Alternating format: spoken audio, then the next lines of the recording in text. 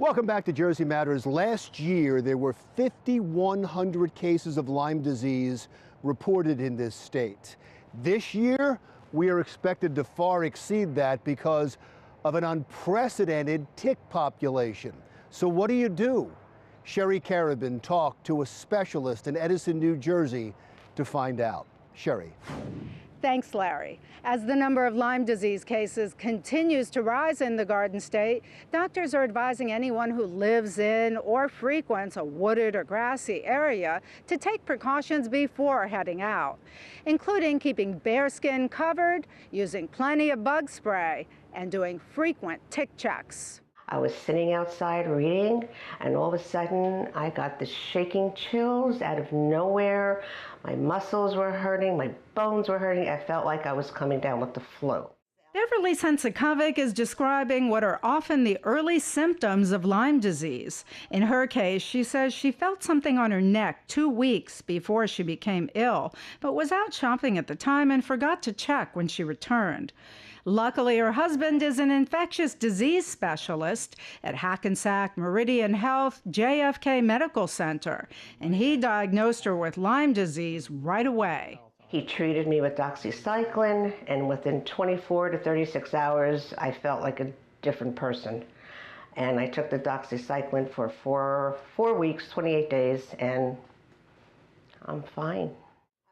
Fast forward 5 years later, and Beverly says she now believes the tick that caused her Lyme disease probably came from one of her cats that spend time in the wooded area outside their home. Heavily wooded and grassy areas are two of the most likely places where humans and their four-legged friends can encounter infected black-legged ticks, also known as deer ticks. Lyme disease is a bacterial infection that is transmitted from animals to man by ticks. The bite of the tick, if that tick carries the germ, called Borrelia, if that tick feeds for over 48 hours, there's a high risk of that individual getting infected with that bacteria. The first signs of infection in humans are usually a bullseye rash and flu-like symptoms. While Beverly developed a rash, not everyone does. And even if you do get a rash, you may not notice it if it's on your back or in some other hard-to-see place.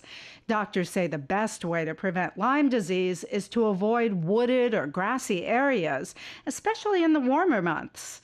If you do venture out, be sure to use insect repellent containing DEET and wear long sleeves and long pants, and tuck your pant legs into your socks. When you get home, it's important to do a full-body tick check, paying particular attention to your hair, underarms, and groin area. If you do find a tick, you really want to remove it as soon as possible because the tick needs to feed and suck blood on the body for at least 36 to 48 hours before it actually causes infection. Sensakovic recommends using tweezers to gently remove the tick in one piece. If that's not possible, or if you do remove the tick but are unsure how long it's been attached, it's best to contact your doctor right away. If someone has a known tick bite and it's believed that that tick has been there for over that 48 hours, in addition to removing the tick, many people will recommend 1 dose of antibiotic to lessen the chances of infection from that tick.